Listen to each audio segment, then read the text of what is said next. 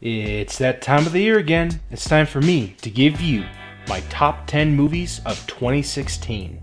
Just a quick little reminder, if the movies you loved are not on this list, I apologize. My local theater doesn't get every single movie that comes out through the year. Before we get into the actual list, let's go over some honorable mentions, starting with 13 Hours, probably Michael Bay's best film he's made since Bad Boys 2. The Purge: Election Year, another fun entry into the Purge series that's better than the last. Don't Breathe, a very suspenseful thriller that really puts you on the edge of your seat.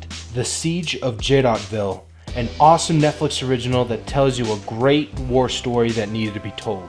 Magnificent Seven, just a really fun remake of a classic movie. Hush, a great thriller premise that was executed very nicely. And lastly, Call of Heroes, a fun callback to the Kung Fu films of the 70s. Alright, now that that's taken care of, let's get started.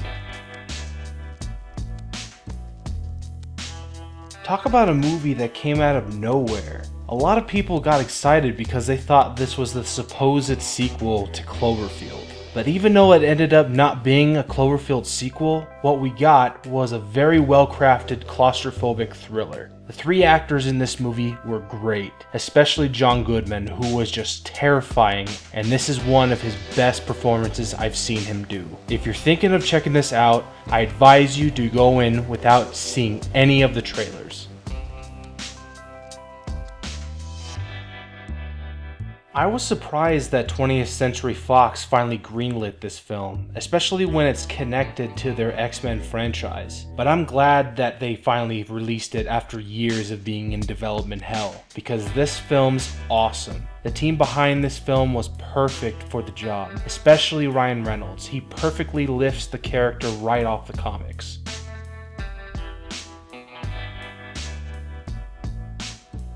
Even though it seems that we're gonna be getting a new Star Wars movie every year from now on, it also means that more lore is gonna be added to this beloved universe. It's no surprise that I really enjoyed Rogue One. I honestly think it's better than The Force Awakens. The story felt more original, and it fits very nicely in the timeline.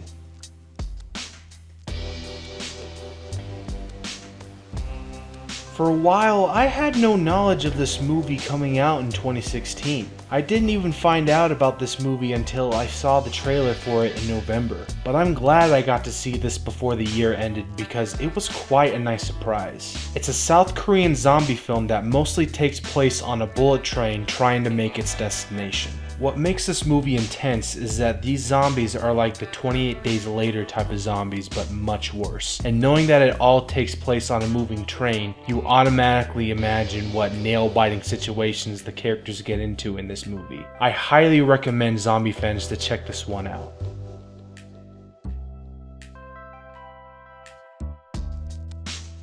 This is probably the most original idea for a film I've seen in a while. It's shot beautifully by the Daniels, who are two up-and-coming directors. The score for this film is just unforgettable. It's by far the best score I heard this year in a film, and it's probably my favorite album of 2016. Lastly, the chemistry between Paul Dano and Daniel Radcliffe is great. They are hilarious together. I highly recommend anyone to give this a watch because it is much more than just a movie about a farting corpse.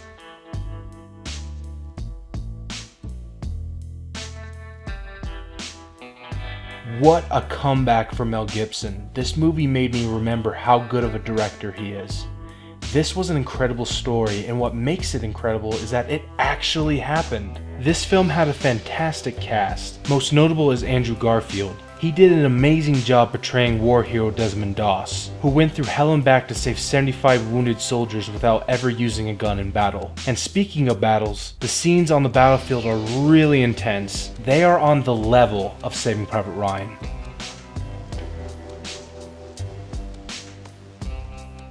This is hands down my favorite comedy of 2016. Shane Black created another excellent action buddy comedy flick that recreates hilarious chemistry with two characters who are very different from each other. Ryan Gosling and Russell Crowe are constantly screwing up and getting into crazy situations that just make each scene with them very enjoyable. What an experience this movie was. Nothing but high-octane action from start to finish, and it's all shot in a really innovative style of filmmaking. It's still surprising that no one made an action film in this style a lot earlier. I know that this movie was on a lot of people's 2015 lists, but this movie didn't get a wider release until January of this year, so it's definitely going on this year's list for sure, because it deserves it. Alejandro Inarritu is a genius behind the camera. Each scene is shot masterfully. The cinematography done by Emmanuel Lubezki is so beautiful to look at. You could take a still from the movie and put it in an art museum. All the actors were great in this movie, especially Leonardo DiCaprio. He gave this role his all by having to go through a ton of torture in this movie.